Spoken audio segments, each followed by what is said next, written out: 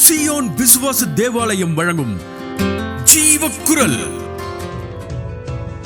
Hallelujah, praise the Lord. காலங்கள் வேகமாக ஓடிக்கொண்டிருக்கிற இந்த நாட்கள்ல ஆண்டவருடைய வார்த்தை நமக்கு மிகுந்த பலத்தையும் உறுதியையும் இந்த நாட்கள்ல கொடுக்கிறது.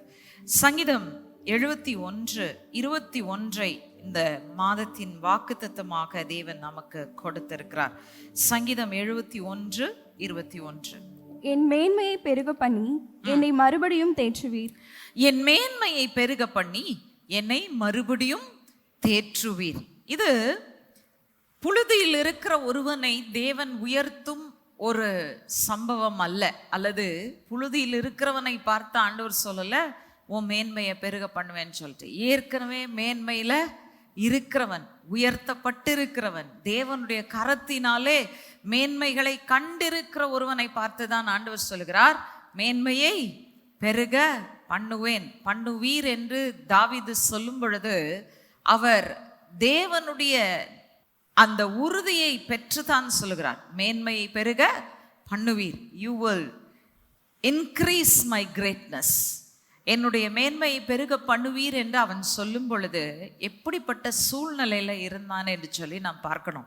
நம்ம யோசிக்கிறோம் எல்லாம் நல்லா கம்ஃபர்டபுளாக இருந்தது, ரொம்ப சிச்சுவேஷன்ஸ் நல்லா இருந்ததுனால தான் அவர் சொல்றாரு மேன்மையை பெருக பண்ணுவீர். ஆனால் அந்த முழு சங்கீதத்தை வாசித்து பாருங்க, அது தாவீதுடைய புலம்பல் என்று தான் நாம் சொல்ல வேண்டும். ஏன்னா அவரை சுற்றிலும் இருக்கிற சூழ்நிலைகள் எப்படி இருந்தது. 2 காரியங்கள் அவன் சூழ்நிலைகளை குறித்து சொல்றேன். அந்த சங்கீதத்தில் அவர் சொல்றாரு, என்ன சுற்றிலும் சத்துருக்கள் பெருகி இருக்காங்க ஆண்டவரே, பெருக்கமா இருக்காங்க, நிறைய சத்துருக்கள். தாவீதுடைய வாழ்நாட்கள் முழுவதிலும் சத்துருக்கள். ஒரு நாள் கூட எதிர்க்காத ஒருவன் அவனுடைய வாழ்க்கையிலே இருந்தது இல்லை என்று சொல்லி நாம் பார்க்கிறோம்.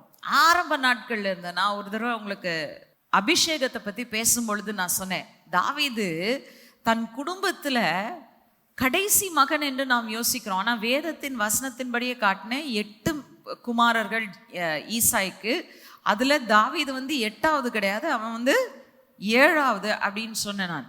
ஸோ அந்த குடும்பத்தை பொறுத்த வரைக்கும் he was considered the least, although அவன் யங்கஸ்ட் கிடையாது, இருக்கிறதுல இளையவன் கிடையாது. ஆனால் அந்த குடும்பத்துல கட்டான் என்கிற எபிரேய வார்த்தைக்கு அவன் மிகவும் அற்பமாய் எண்ணப்பட்டவன் என்று சொல்லி அர்த்தம் என்று சொல்லி நாம் பார்த்தோம்.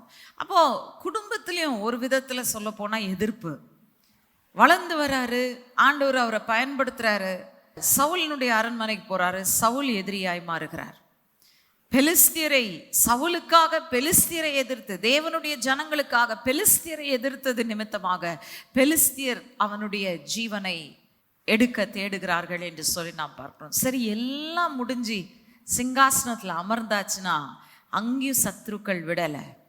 அப்சலோம், எத்தனை சத்ருக்களை தாவீது தன் வாழ்க்கையில கண்டிருப்பார். அந்த சத்ருக்கள் என்ன செய்தார்கள் அப்படின்னு சொல்லி பார்த்தீங்கன்னா, முதலாவது சங்கீதம் 71:10. இது குறிப்பா அகித்தோப்பேல், அப்சலோம், சிமேயி அவர்களுடைய காலகட்டத்தை குறித்து சொல்லுகிறது போல அந்த சங்கீதத்துல தோன்றினாலும் எங்க எடுத்தீங்கனாலும் இந்த 2 காரியங்கள் உண்மை தாவீதுடைய வாழ்க்கையில. ஒன்று, அவனுடைய சத்துருக்கள் அவனுக்கு எதிராக பேசினார்கள். சங்கீதம் 71:10 வாசிக்கலாம்.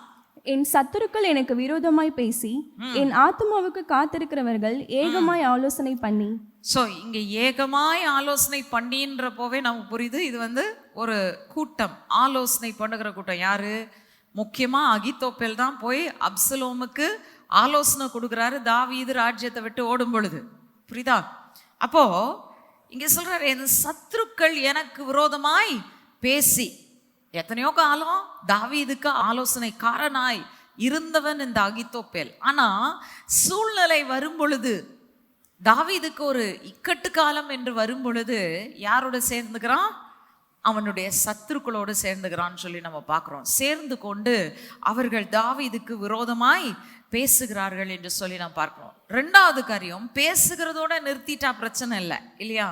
ஆங்கிலத்தில் சொல்லுவோம், sticks and stones may break my bones but words will never hurt me. அதாவது நம்மளை குறித்து ஒருத்தர் பேசுறது நம்மளை காயப்படுத்த போறதில்லை. ஒரு கல்லும் குச்சியும் எடுத்து நம்மளை அடிச்சான்னா நமக்கு காயமாகும். வார்த்தை பேசுறதுனால என்ன அப்படின்னு சொல்லுவோம். ஆனா அதையும் கடந்து. நான் சொல்லியிருக்கேன், வேதாகமத்தின் அடிப்படையில் வார்த்தைகளும் அம்புகளாய் இருக்கிறது, சத்ரு பயன்படுத்துகிற ஆயுதங்களாய் இருக்கிறதுன்னு நான் காட்டியிருக்கிறேன். அதையும் கடந்து என்ன செய்கிறார்களாம்? திரும்ப வாசிக்கலாம். 71:10, இப்ப 11 சேர்த்து வாசிக்கலாம். என் சத்துருக்கள் எனக்கு விரோதமாய் பேசி என் ஆத்மாவுக்கு காத்திருக்கிறவர்கள் ஏகமாய் ஆலோசனை பண்ணி தேவன் அவனை கைவிட்டார், அவனை தொடர்ந்து பிடியுங்கள், அவனை விடுவிப்பார் இல்லை என்கிறார்கள். ஓகே, என்ன சொல்லுகிறாங்களா? விரோதமாய் பேசுகிறது மட்டுமல்ல, ஆத்மாவுக்காக காத்திருக்கிறார்கள். அப்படின்னா என்ன அர்த்தம்? அவங்க பிளாட் அவங்க செய்கிற சூழ்ச்சிகள் வெறும் தாவீதை குற்றப்படுத்தி பேசுவது மட்டுமல்ல, அதையும் கடந்து அவனுடைய ஜீவனை அவர்கள் எடுத்துக்கொள்ள வேண்டும் என்று யோசிக்கிறார்கள். அவனுடைய ஆத்மாவை அழிக்க வேண்டும் என்று யோசிக்கிறார்கள். கர்த்தர் அவனை கைவிட்டுட்டாரு, ராஜ்யத்தையே கொடுத்ததுக்கு அப்புறம் துரத்திட்டார் பத்தியா. அப்ப என்ன செய்வோம்? இவனை பின்தொடர்ந்து அவனை அழிச்சு போடுவோம்னு சொல்லி அவங்க நினைக்கிறத நம்ம பார்க்குறோம். இது தாவீதுடைய கதை மட்டும் இல்லைங்க. வேதத்துல தேவன் மிக முக்கியமாக தெரிந்து கொண்ட அநேக பாத்திரங்களுடைய கதையா இருக்கிறது. எரேமியா சொல்றாரு இதே சேம் வேர்ட்ஸ். எரேமியா 20 பார்த்தீங்கன்னா ரொம்ப அழகா இதே சேம் ஸ்டோரி. அவர் சொல்றாரு, சத்துருக்கள் என்னை பார்த்து இவன் எப்போ இடருவான், எப்போ விழுவான், எப்போ இவனை நம்ம மேற்கொண்டு எப்போ இவன்கிட்ட பழி வாங்க முடியும் அப்படின்னு சொல்லி அவங்க தேடுறாங்க அப்படின்னு சொல்லி அவர் சொல்றாரு. ஆனா 2 பேருடைய வாழ்க்கையிலையும் கர்த்தர் அதே ஒரு நம்பிக்கையை கொடுக்குறாரு. எவ்வளவு சத்துருக்கள் எழும்பினா சரி, என்ன நடந்தாலும் சரி, கர்த்தர் கூட இருக்கும்போது அவர் நம்மை மேன்மையிலே பெருக பண்ணி நம்மை தேற்றுகிற தேவனா இருக்கிறார். அந்த தேற்றுகிற என்ற வார்த்தைக்கு நான் பின்னாடி வரேன். ஆனால் ரொம்ப அழகா சொல்றாரு, மேன்மை பெருக பண்ணுகிற தேவன். நீங்க நம்ம பாடணும், என் சத்துருக்கள் பெருக பெருக என் பந்தி அளவை நீர் பெருக்குகிறீர். அந்த பந்தி என்று சொல்லும்போது என்ன? கர்த்தர் கொடுக்கிற உயர்வு. அல்லேலூயா. எவ்வளவு பெருகிறாங்களோ உங்களுடைய வாழ்க்கையில போராட்டங்கள், பிரச்சனைகள், சத்துருக்கள் எவ்வளவு பெருகுகிறார்களோ கலங்காதீங்க. அதை பார்க்கும்போது ஒரே ஒரு நம்பிக்கை உங்களுக்கு இருக்கணும், கர்த்தர் என்னை இன்னும் அதிகமாய் உயர்த்த சித்தமுள்ளவராயிருக்கிறார். அல்லேலூயா. என் மேன்மை பெருக பண்ணுகிற தேவன் என்னோடு கூட இருக்கிறார் என்பதைத்தான் நாம் நிச்சயமாய் அறிந்து கொள்ள வேண்டும் என்று சொல்லி நாம் பார்க்கிறோம். இந்த ஆலோசனையை தான் அப்சலோமுக்கு அகித்தோப்பேல் கொடுக்கிறார். உங்க அப்பா இப்படிப்பட்டவர், இங்க போவார், இதை செய்வார், பின்தொடர்ந்து போனோம்னா இப்ப எல்லாரும் சோர்ந்து போயிருக்க நேரத்தில் அவங்கள மேற்கொண்டு என்ன பண்ணிடலாம், அழிச்சிடலாம்னு சொல்லி அவன் ஆலோசனை கொடுக்கறத நம்ம பார்க்குறோம். சங்கீதம் 3:2 இதைத்தான் தாவீது மறுபடியும் எழுதுகிறதை நாம் பார்க்கிறோம். சங்கீதம் 3:2 3ஆம் சங்கீதத்துல ரொம்ப தெளிவா சொல்றார். அந்த சங்கீதத்தினுடைய தலைப்பே பார்த்தீங்கன்னா அப்சலோமுக்கு முன்பதாக தாவீது ஓடின பொழுது எழுதப்பட்ட சங்கீதம் என்று சொல்லுகிறார். வாசிங்க சங்கீதம் 3:2, Psalms 3:2. தேவனிடத்தில் அவனுக்கு ரட்சிப்பு இல்லை என்று என் ஆத்துமாவை குறித்து சொல்லுகிறவர்கள் அநேகராய் இருக்கிறார்கள். இவருக்கு என்ன இல்லை? தேவனிடத்தில் ரட்சிப்பு இல்லை. இவர் தப்பு பண்ணிட்டாரு, பாவம் பண்ணிட்டாரு. அதனால இவரை என்ன செய்ய மாட்டாரு? தேவன் ஏற்றுக்கொள்ள மாட்டார், மன்னிக்க மாட்டார். உண்மையை சொல்ல போனா இந்த பின்னணியில என்ன இருக்கு அப்படின்னா, பத்சேபாளோடு பாவம் செய்தது எங்கேயோ வெளியில வந்திருக்கத்தான் வேணும். இன்னைக்கு பைபிள்லயே எழுதப்பட்டு நமக்கு தெரியுதுன்னா நிச்சயமா அந்த காலகட்டத்தில் என்ன இருந்திருக்கும்? வெளியில அந்த செய்தி எங்கேயோ போயிருக்கோம். அப்போ அதை வச்சு குற்றப்படுத்துறான். இவன் ஒழுங்கு கிடையாது, அதனால என்ன ஆயிடுச்சு? ஆண்டவர் இவனை கைவிட்டுட்டாரு. ஆண்டவர் இவனுக்கு கொடுத்த ராஜ்யத்தை கூட பறிக்கும்படியாக செய்துட்டாரு. சோ இவன் நல்லவன் அல்ல என்று சொல்லி சிமேயி சொன்ன வார்த்தைகளை நீங்க போய் வாசித்து பார்த்தீங்கன்னா உங்களுக்கு புரியும். சிமேயி அதனால்தான் சபிக்கிறான். தைரியமா கர்த்தர் அபிஷேகம் பண்ணின ராஜாவுக்கு விரோதமாய் அவன் வாயை திறந்து சபிக்கிறான் என்று சொன்னால் தாவீதுட்ட குறை இருந்தது. ஆனா நோ மேன் இஸ் பர்ஃபெக்ட். அப்சலோமோ சிமேயியோ பர்ஃபெக்ட் கிடையாது. எத்தனையோ விதத்துல அவங்கள்ட்ட பல குறைவுகள் இருந்தது. தேவன் நீதிமான் ஆக்குகிறவராய் இருக்கிறார். ஹல்லேலூயா. தாவீது இந்த சங்கீதத்துல நீங்க அடிக்கடி பார்த்தீங்கன்னா அவர் சொல்றாரு, நீதிமான் ஆக்கினீர், நீதியின் தேவனே, என் நீதியின் தேவனே அப்படின்னு சொல்லி அந்த தேவனுடைய நீதியை தான் அவர் ஃபோக்கஸ் பண்றாருன்னு சொல்லி நம்ம பார்க்குறோம். உங்களையும் என்னையும் நம்ம குறைவுள்ளவர்களா இருக்கலாம், ஆனா கர்த்தர் நம்ம என்ன செய்திருக்கிறார்? அவரிடத்தில் திரும்பின பொழுது, நம் மனம் திரும்பும் பொழுது அவர் நம்மை மன்னிக்கிறது மட்டுமல்ல, நம்மை நீதிமான்கள் ஆக்கி நம்முடைய குற்றங்களை பாராதிருக்கிறார் என்று சொல்லி நாம் பார்க்கிறோம்.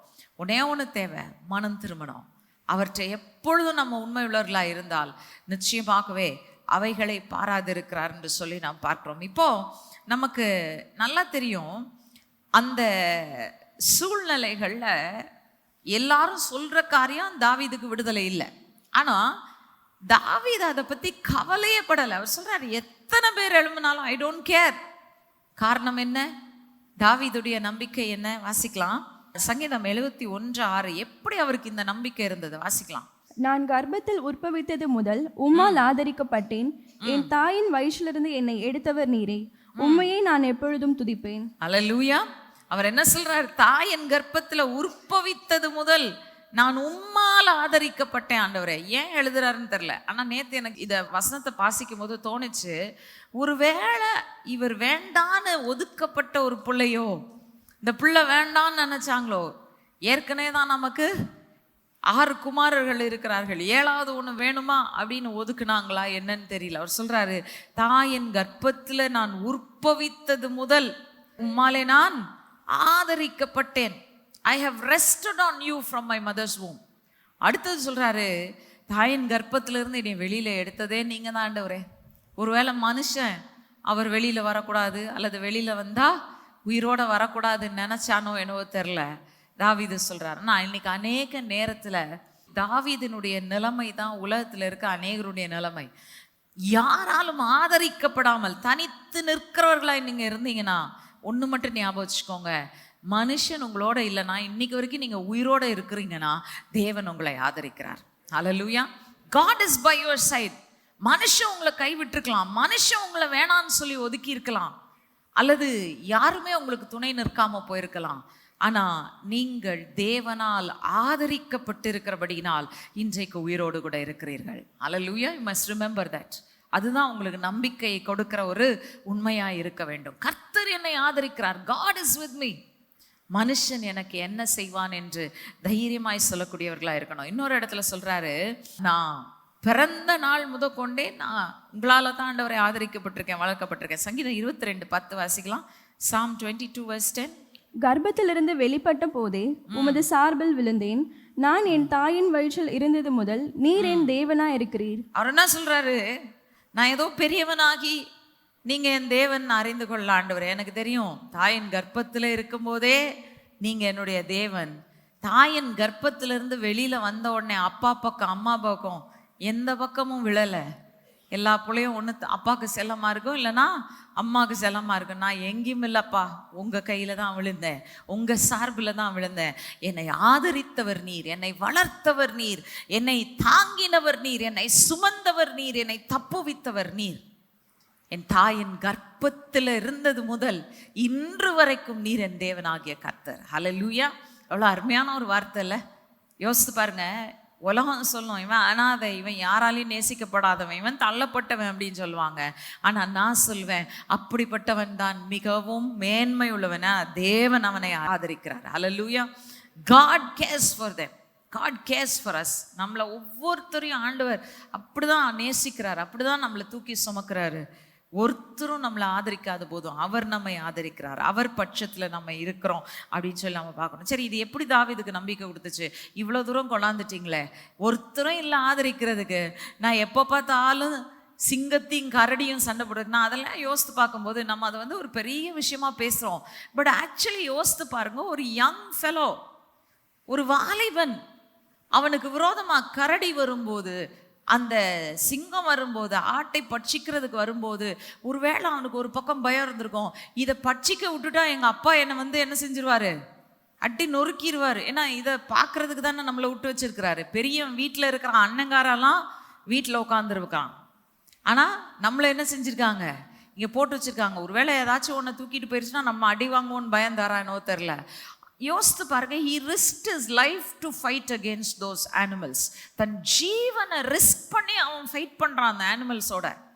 அப்போ அவனுக்கு என்ன நம்பிக்கை? இது எல்லாத்தையும் கடந்து என்னை கொண்டாந்துட்டீங்க ஆண்டவரே, இவ்வளோ தூரம் கொண்டாந்துட்டீங்க, என்னை ராஜாவாக்குனீங்க, என்னை தூக்கி மேலே உயர்த்தி வச்சிங்க, மனுஷன் கீழே தள்ள நினைக்கிற இடத்துலலாம் என்னை உயர்த்தி வச்சிட்டீங்க. இது வரைக்கும் கொண்டாந்த தேவன் என்னை ஆதரிக்க மாட்டீரா? ஹல்லேலூயா. என் ஜீவனை காத்து கொள்ள மாட்டீரா? எனக்கு மேன்மை பெருக பண்ண மாட்டீரா? இதுதான் அவருடைய நம்பிக்கை என்று சொல்லி நாம் பார்க்கிறோம்.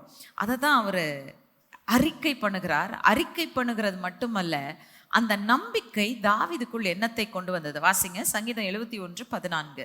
Psalm 71:14. நானோ எப்பொழுதும் நம்பிக்கை கொண்டிருந்து மென்மேலும் உம்மை துதிப்பேன். என்ன சொல்றாரு? மென்மேலும் உம்மை துதிப்பேன். அல்லேலூயா. நம்பிக்கை கொண்டிருந்து.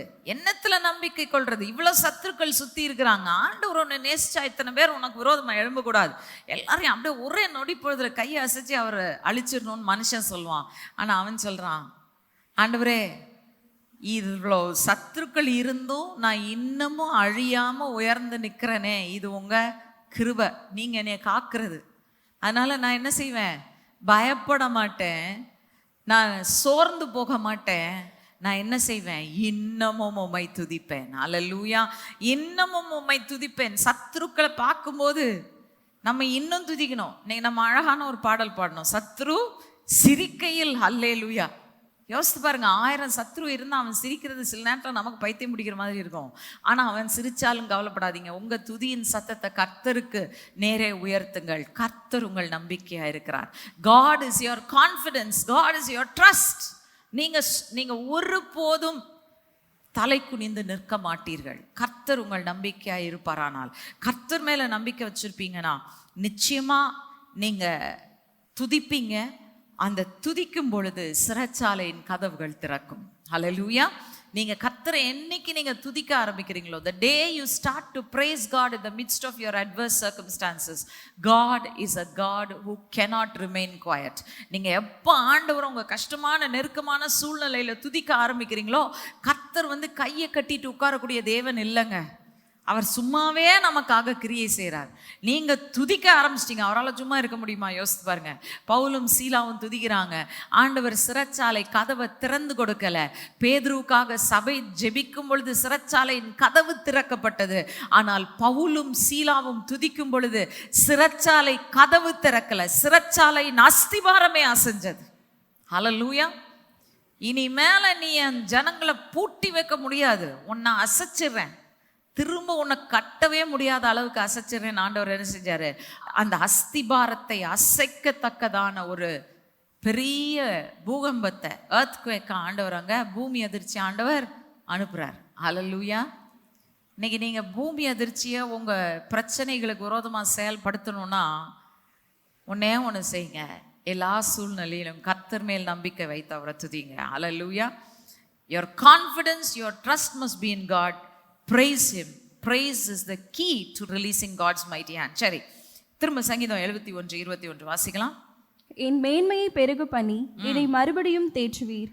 ஓகே, என் மேன்மையை பெருக பண்ணி நீர் மறுபடியும் என்னை தேற்றுவீர். அந்த தேற்றுவீர் என்ற வார்த்தை ரொம்ப இன்ட்ரெஸ்டிங். அது நகாம் என்ற வார்த்தை, எபிரேயத்துல நகாம். அப்படின்னா என்ன அர்த்தம் அப்படின்னாக்கா, நாட் ஓன்லி கன்சோல், கம்ஃபர்ட், இது மட்டும் இல்லை அதனுடைய அர்த்தம். ஆறுதல் படுத்துறது, ஆறுதல் சொல்றது மட்டும் அதனுடைய அர்த்தம் இல்லை. அதில் ரொம்ப முக்கியமான ஒரு அர்த்தம் என்னன்னா, பழி வாங்குறது, டு அவெஞ்ச். பழி வாங்குதல் தேவனுக்குரியது, நமக்குரியது இல்லை. ஆனால் ஆண்டவர் சொல்றாரு, அவர் பழி வாங்கும்போது அதுதான் நமக்கு மேன்மை. நம்ம ஒன்றும் செய்ய போறதில்லை, நம்ம கையை கட்டிட்டு உள்ள இல்லை, கையை உயர்த்தி கர்த்தரை துதித்து கொண்டு இருக்க போறோம். சத்துருக்கு விரோதமா நம்ம கையை தூக்கவே தேவையில்லைங்க. நீங்க கர்த்தருக்கு நேரா கையை உயர்த்தி துதிக்கும் போது அந்த கை உங்கள் சத்ருவுக்கு விரோதமாய் எழும்பி இருக்கும். ஹல்லேலூயா. அவருடைய கை எழும்பி இருக்கும், உங்க கை அல்ல. நீங்க ஒரு கையும் சத்ருவுக்கு விரோதமா நீங்க அசைக்க தேவையில்ல. It is God who fights your battles for you. நீங்க துதிக்கும் பொழுது கர்த்தர் உங்கள் யுத்தங்களை உங்களுக்காக நடப்பிக்கிறவராய் உங்களோடு கூட இருக்கிறார் என்று சொல்லி நாம் பார்க்கிறோம். வாசிங்க சங்கீதம் 71:24, 71:24. அந்த தேவன் ஆறுதல் செய்கிறார், எனக்காக அவர் பழி வாங்குறாருன்னு சொல்லும் பொழுது என்ன நடந்தது பாருங்க. தாவீது கடைசியா சொல்லி முடிக்கிறார் இந்த சங்கீதத்துல 71:24. எனக்கு பொல்லாப்பை தேடுகிறவர்கள் வெட்கி லட்சையடைந்தபடியால் நாள்தோறும் என் நாவு உமது நீதியை கொண்டாடும். ஹல்லேலூயா. என்னத்தை கொண்டாடும்? உம்முடைய நீதியை கொண்டாடும். ஏன்? நான் தப்பு பண்ணேன்தான், ஆனா அப்பவுமே நான் என்ன பண்ணேன்? மனம் திரும்பி உறைந்த மழையை போல என்னை வெண்மையாக்குங்க ஆண்டவரே, ஈசோப்பினால் என்னை கழுவுங்க ஆண்டவரே. நான் பாவம் செஞ்சேன், தவறு செஞ்சுட்டேன், பத்சேபாளோடு நான் பாவம் செஞ்சிருக்கலாம், ஆனா நீர் என்னை கழுவி சுத்திகரிக்க வல்லமையுள்ளவராய் இருக்கிறீர். He repented, he was cleansed by God. தேவன் அவருக்கு மறுபடியும் தன் நீதியை கொடுக்கிறாருன்னு சொல்லி நான் பார்க்கணும். இன்னைக்கு தாவீதை விட we are in such a better position. நம்ம தப்பு பண்ணும்போது நம்ம ஒரு நிமிஷம் நொடி பொழுது ஆண்டவர்கிட்ட திரும்பினோன்னா போதும், அவர் என்ன செய்யறாரு, நீதிமான் ஆக்கப்படுதல் என்று சொன்னால் ஒருபோதும் பாவமே செய்யாதது போல ரெக்கார்டை கிளீன் பண்ணி என் ஸ்லேட்டை தொடச்சி அவர் நீட்டா வச்சிருவார். அல்லேலூயா. அவருடைய ரத்தம் என்னுடைய பாவங்கள் எல்லாவற்றையும் கழுவி, சும்மா அதுக்குன்னு பாவம் செஞ்சுட்டு ஆண்டவர்கிட்ட போவேன்னு நினைக்காதீங்க ப்ளீஸ். நீதிமான் ஆக்கப்படுகிறது எவ்வளவு பெரிய ஒரு காரியம் அப்படின்னு நீங்க உங்களுக்கு புரிஞ்சுக்கவே முடியாது. கர்த்தர் நமக்கு கொடுத்திருக்கிற கிருபையினால் கொடுத்திருக்கிற ரட்சிப்பு நீதியை நம்ம மதித்து, ஆண்டவரே தப்பு பண்ணிட்டேன்ப்பா, அறியாம தப்பு பண்ணிட்டேன், மனம் திரும்பி, மெய்யான மனம் திரும்புதல் வெறும் வாயினால சொல்றதல்ல, செயலினால் செய்து காட்டுவதுதான் மனம் திரும்புதல். You have to make 180 degree turn. தப்பு பண்ணிட்டேன்னா அதே டைரக்ஷன்ல சாரி ஆண்டவரேன்னு சொல்லிட்டு நடக்கிறது இல்லை, திரும்பி தேவனை நோக்கி நடை போடுவதுதான் மனம் திரும்புதல். அது இருக்கும்போது நம்முடைய நீதியை அவர் நிலைநாட்டி நம்மை பலப்படுத்தி நம்மை நிச்சயமாய் அவருடைய கிருபையினாலே அவர் நிலைநிறுத்துகிற தேவனாய் இருக்கிறார். தான் சொல்றார், நாள்தோறும் என் நாவு உம்முடைய நீதியை கொண்டாடும் ஆண்டவரே. எனக்கு விரோதமா வந்தவன் என்ன ஆயிட்டான், பொல்லாப்பை தேடுகிறவர்கள் வெட்கி லட்சை அடைவார்களாகன்னு சொல்லல, லட்சை அடைய போகிறார்கள் என்று சொல்லல. அவர் என்ன சொல்றாரு, அவர்கள் வெட்கி இலச்சை அடைந்தபடியால் என் நாவு உம்முடைய நீதியை கொண்டாடும் சொல்றார். அப்ப சம்வேர் டவுன் த லைன் தாவீது கர்த்தரை துதித்து கொண்டு இருக்கும்போது அவருடைய கண்கள் தேவனுடைய வெற்றியை காண்கிறது. அவருடைய சத்துருக்களிடத்தில் தேவன் நீதியை சரி கட்டுகிறதை அவர் காண்கிறார். காணும் பொழுது அவர் கர்த்தரை துதிக்கிறார். சங்கீதம் 3:3 வாசிங்க. ரொம்ப அழகான ஒரு வார்த்தை. சங்கீதம் 3:3. ஆனாலும் கர்த்தாவே, நீர் என் கேடகமும் என் மகிமையும் என் தலையை உயர்த்துகிறவருமாய் இருக்கிறீர். அப்சலோம், அகித்தோப்பேல், சிமேய் எனக்கு விரோதமாயிருந்தாலும் சரி, என் தேவன் யார் என்பது எனக்கு தெரியும். என்னை சுற்றிலும் பல சத்துருக்கள் என்னை அழிக்க தேடினாலும் சரி, கர்த்தர் யார் என்பது எனக்கு தெரியும். அவர் யாராயிருக்கிறார், என் கேடகம், என் மகிமை, என் தலையை உயர்த்துகிறார். சிம்பிளா சொல்ல போனா தாவீது என்ன சொல்றாருன்னா, பாதுகாப்பற்றவனுக்கு நீர் பாதுகாப்பா இருக்கிறீர். கர்த்தர் என் கேடகம் என்று சொல்லும் போது என்ன அர்த்தம், பாதுகாப்பு இல்லாம இருக்கிற ஆண்டவரே நீர் என் பாதுகாப்பா இருக்கிறீர். என் மகிமை, என்னை சுற்றிலும் இருக்கிறவன்லாம் என்னை ஏளனமா பேசுறான், என்னை நசுக்க பார்க்கறான், they despise me, ஆனா நீர் என் மகிமையாயிருக்கிறீர். ஹல்லேலூயா. மூன்றாவதாக சொல்லுகிறார், என் தலையை உயர்த்துகிறவராயிருக்கிறீர். அப்படின்னா என்ன அர்த்தம், என்னை கீழே தள்ள மனுஷன் நினைக்கும் பொழுது என் தலையை உயர்த்துகிறவராய் நீர் என்னோடு கூட இருக்கிறீர். You are the defender of the defenceless. You are the glory of the one who is despised. You are the one who exalts those who are put down. அருமையான ஒரு வார்த்தை. தாவீது தன் தேவன் யார் என்பதை அறிந்திருந்தபடினால் தான் அவரால் இதை செய்ய முடிந்தது என்று சொல்லி நாம் பார்க்கிறோம். எவ்வளவு பலன் எதிரியின் பாளையத்தில் இருந்தாலும் சரி, அவங்களுக்கு ஆலோசகர்கள் இருக்கலாம், அவங்கள்ட்ட ஆஸ்திகள் இருக்கலாம், அவங்கள்ட்ட என்ன வேணா இருக்கலாம், ஆனா கர்த்தர் நம்முடைய பாளையத்தில் இருந்தார்னா மேன்மை நம்ம பக்கம்தாங்க இருக்கு. அல்லேலூயா. எத்தனை பேர் புரிஞ்சுக்கிட்டீங்க? அவங்ககிட்ட என்ன வேணா இருக்கட்டும், உங்களுக்கு விரோதமா மேன்மை பாராட்டுகிறதுக்கு அவங்க கையில எல்லாமே இருக்கட்டும், கர்த்தர் நம் பட்சத்துல இருந்தார்னா மேன்மை நம் பக்கம் தான் இருக்கிறது. ரோமர் 8:31 அதான் அழகா சொல்லுது. ரோமன்ஸ் சாப்டர் 8:31 வாசிக்கலாம். இவைகளை குறித்து நாம் என்ன சொல்லுவோம், தேவன் நம்முடைய பட்சத்தில் இருந்தால் நமக்கு விரோதமாய் இருப்பவன் யார்? தேவன் நம்முடைய பட்சத்துல இருந்தால் நமக்கு விரோதமாய் இருப்பவன் யார்? கர்த்தர் இந்த பக்கம் இருக்கிறாரு, என் பக்கம் நிக்கிறாரு. மகிமை எங்க இருக்கு? எதிரியினுடைய பாளையத்துல இல்ல, என் பாளையத்துல தான் இருக்கு. நல்லா புரிஞ்சுக்கோங்க. கர்த்தர் இன்றைக்கு மேன்மைப்படுத்தும் நாட்களுக்குள் உங்களை அழைத்து வந்திருக்கிறார். உங்க வாழ்க்கையை செக் பண்ணி பாருங்க. எங்கேயாச்சும் தவறுகள் குறைவுகள் இருந்தா செட் இட் ரைட். அது தடையா நிற்க வேணாம். செட் ரைட் பண்ணிட்டீங்கன்னா ஆண்டவர் உங்களை உயர்த்தி மேன்மையாய் கனம் பண்ணுகிற தேவனாய் இருக்கிறார். எரேமியா சொல்றார், நான் சொன்னேன் தாவீதை போலவே தான் எரேமியா. எப்போ இடறி விழுவான், எப்போ இவனை பழிவாங்கலாம், எப்போ இவனை நசுக்கலான்னு அவங்க பார்க்கும் பொழுது ஆண்டவர் அவரோடு கூட இருந்தபடியினால். எரேமியா எழுதுறார் பாருங்க, ஜெரமாயா 20:11, எரேமியா 20:11. கர்த்தரும் பயங்கரமான பராக்கிரமசாலியாய் என்னோடு இருக்கிறார். ஆகையால் என்னை துன்பப்படுத்துகிறவர்கள் மேற்கொள்ளாமல் இடறுவார்கள். தங்கள் காரியம் வாய்க்காதபடியால் மிகவும் வெட்கப்படுவார்கள். மறக்கப்படாத நித்திய லட்சை அவர்களுக்கு உண்டாகும். 3 காரியங்கள் அவனுக்கு நடக்குது. இவர்கள் எரேமியாவை இடற பண்ணணும்னு நினைக்கிற இடத்துல கர்த்தர் என்ன பண்றாரு? அவர்களை இடறி விழப்படுகிறார். அடுத்தது சொல்றாரு, அவர்கள் என்ன வெட்கப்படுத்தணும்னு நினைச்சாங்க, அவங்க வெட்கப்பட்டு போனாங்க. 3வது சொல்றாரு, அவர்களுக்கு உண்டான வெட்கம் சாதாரணமானது இல்லை, என்னன்னாச்சும் தற்காலிகமாக தான் அவங்க வெட்கப்படுத்தினாங்க. அவங்களுக்கு அந்த அவமானம், அந்த நிந்தை, அது எப்படிப்பட்டதா இருக்கிறதுனா மறக்கப்படாத நித்திய லட்சையா இருக்கிறது என்று சொல்லி அவர் சொல்கிறார். உங்களுக்கு விரோதமாக எழும்புகிறவன் உண்மையிலே பாவங்க. சொல்லப்போனால் நம்ம தான் பாவப்படணும். ஏன்? தெரியாம எந்திரிச்சிட்டான். தேவன் என் பட்சத்தில் இருக்கிறார், தேவன் என்னுடைய பாளையத்தில் இருக்கிறாருன்னு புரிஞ்சிக்காம எழுந்துட்டான்.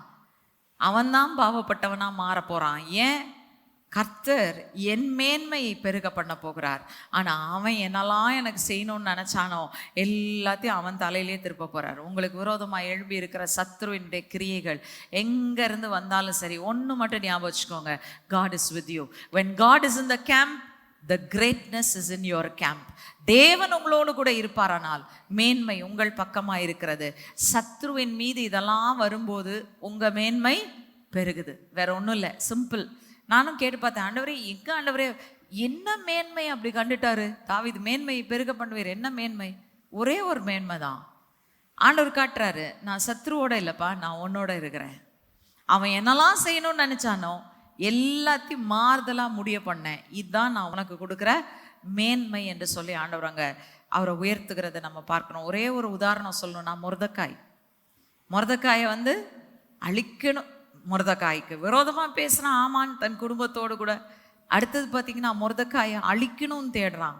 ஆனால் கர்த்தர் என்ன பண்ணுறாரு? எந்த தூக்கு மரத்தை மொர்தெக்காய்க்காக ஆமான் அங்கே ஆயத்தம் பண்ணி வைத்தானோ அதே தூக்கு மரத்தில் ஆமான் தொங்கி செத்தான்னு சொல்லி நம்ம பார்க்குறோம். நல்லா கவனிங்க. இன்னைக்கு டோன்ட் வரி, என்ன சூழ்நிலைகள் உங்களை சுற்றிலும் இருந்தாலும் அதை பற்றி கவலையே படாதீங்க. ஏன்னா கர்த்தர் உங்கள் பட்சத்தில் இருக்கிறார்னா நீங்கள் தான் வெற்றியுடைய உள்ளவர்களாக இருக்கிறீர்கள். உங்கள் மேன்மையை பெருக பண்ணுகிறவர் உங்களோடு கூட இருக்கிறார். உங்களை தேற்றுவார். எப்படி தேற்றுவார்? சத்ரு நினைச்சதெல்லாத்தையும் உங்கள்கிட்ட நடக்க விடாம அவன் மேலே அதை திரும்ப பண்ணுவார். நீங்களோ கர்த்தரை துதித்து கொண்டு இருப்பீர்கள். நீதியின் தேவனை எப்பொழுதும் உயர்த்துவீர்கள். மொர்தெக்காயை பற்றி ஒரே ஒரு வார்த்தை மட்டும் வாசித்து முடிச்சிடலாம். எஸ்தர் 10:2. Esther chapter 10:2. வல்லமையும் பராக்கிரமுமான அவனுடைய எல்லா செய்கைகளும், ராஜா பெரியவனாக்கின மொர்தெக்காயினுடைய மேன்மையின் விருதாந்தமும் மேதியா பெர்சியா ராஜாக்களின் நடபடி புஸ்தகத்தில் அல்லவோ எழுதி இருக்கிறது. எந்த அளவுக்கு ராஜா உயர்த்தினார் தெரியுமா? மொர்தெக்காய் became second in command to the king. ஹல்லேலூயா. ஆமானுக்கு விட மேலே உயர்த்தி. ஆமான் பிரின்சஸ்ல ஒருத்தர் தான். ஆனால் மொர்தெக்காய் என்னைக்கு உயர்ந்தாரோ ராஜாவுக்கே அடுத்த ஸ்தானத்தில் ஆண்டவர் கொண்டு போய் வச்சாராம். ஹல்லேலூயா. அது அந்நிய தேசத்தில் யோசித்து பாருங்க. தாவீது அவருடைய நாட்டில் ராஜா. ஆனால் மொர்தெக்காய் எங்கே இருக்கிறாரு? இந்த யூத ஜனங்கள் சிறையிருப்பில் இருக்கிற இடத்துல இருக்கிறாரு. சிறையிருப்பின் தேசத்தில் கர்த்தர் மேல மேன்மையாய் உயர்த்தி வைத்தார். அந்த ராஜ்யத்தினுடைய ஜனங்களுக்கு விரோதமாகவே அவரை மேன்மையாக உயர்த்தினார். அவங்களுடைய ஜீவனெல்லாம் இவர் கையில் இருந்தது. யோசேப்பை யோசித்து பாருங்க. யோசேப்புடைய கையில தான் பார்வோன் சொல்றாரு, கையையோ காலையோ அசைக்கணும்னா என் ராஜ்யத்தில் இருக்கிறவங்க கூட எபிரேயனாகிய உன்னிடத்தில் தான் கேட்கணும். ஹல்லேலூயா. அதுதான் மேன்மையை பெருக பண்ணுகிற தேவன். எத்தனை பேர் இன்றைக்கு சொல்றீங்க, ஆண்டவர் என் கூட இருக்கிறார், இது போதும் எனக்கு. ஹல்லேலூயா. அவர் என் பட்சத்தில் இருக்கும்போது, when God is in my camp, என்னை பெருக பண்ணுகிற தேவன் என்னோடு கூட இருக்கிறபடினால் என் மேன்மையை மிகவும் பெருக பண்ணி என்னை ஆறுதல் படுத்தி தேர்தல் படுத்தி மகிழ்ச்சியை காணப்படுகிற தேவன் என்னோடு கூட இருக்கிறார். ஹல்லேலூயா. கண்களை மூடி நம்ம ஜெபிப்போமா? நல்ல தாப்பனே, இந்த நாளுக்காய் நன்றி ஆண்டவரே. நீர் கொடுத்த வாக்குத்தத்தத்துக்காய் நன்றி. விலையேற பெற்ற உம்முடைய வார்த்தைக்காக நன்றி ஆண்டவரே. அப்பா, எங்கள் சத்துருக்கள் எங்களுக்கு விரோதமாய் மிகவும் பெருகி இருக்கும் பொழுது ஆண்டவரே, எங்களுக்கு விரோதமாய் இருக்கிற சூழ்நிலைகள் எங்களை அதிகமாய் நெருக்கும் பொழுது எங்கள் தேவனாகிய கர்த்தர் எங்களுக்கு போதுமானவராய் இருக்கிறதுக்காய் நன்றி ஆண்டவரே. எங்கள் தேவனாகிய கர்த்தர் அது எல்லாவற்றின் மத்தியிலும் எங்களுக்கு வெற்றியை தருகிற தேவனாய் இருக்கிறதுக்காய் நன்றி ஆண்டவரே. எங்களுக்கு விரோதமாய் பேசுகிற நாவுகள், எங்கள் ஜீவனை வாங்க தேடுகிற எல்லா சத்துருவின் கிரியைகளின் மேலும் எங்களை வெற்றி உள்ளவர்களாய் நிலைநிறுத்தி கர்த்தர் எங்களோடு கூட நிற்கிறபடினால் எங்கள் மேன்மையை மிகவும் பெருக பண்ணுகிற தேவனாய் நீர் இருக்கிறதுக்காய் நன்றி ஆண்டவரே. நன்றி தாப்பனே, நன்றி தாப்பனே. ஆண்டவரே, இன்றைக்கு இருக்கிற ஒவ்வொரு பிள்ளைகளும் ஆண்டவரே தங்கள் வாழ்க்கையில இந்த புதிய மாதத்துல அந்த மேன்மையின் பெருக்கத்தை காண்பார்களாக. இயேசுவின் நாமத்தினால ஆண்டவரே அவர்களை மேன்மையிலே பெருக பண்ணுவீராக. கர்த்தர் அவர்களை உயர்த்துவீராக. அவர்களை சுற்றிலும் இருக்கிற அவர்களுடைய சூழ்நிலைகள்ல, அவர்களை சுற்றிலும் இருக்கிற சத்துருக்கள் மத்தியில அவர்களை உயர்த்தி அவர்கள் தலையை எண்ணெயினால் அபிஷேகம் செய்து அவருடைய பாத்திரம் நிரம்பி வழியும்படியாக செய்வீராக. தாழ்த்தி உம்முடைய சமூகத்தில் அர்ப்பணிக்கிறோம், ஒப்பு கொடுக்கிறோம். இயேசு கிறிஸ்துவின் நாமத்தில் ஜெபிக்கிறேன் ஜீவனுள்ள அன்பின் பிதாவே, ஆமென். ஜீவக்குரல் 14/1 மங்கம்மாள் சாலை, KK நகர் அஞ்சல், திருச்சி 620021, தமிழ்நாடு, தென்னிந்தியா. மொபைல் எண் 919025432432.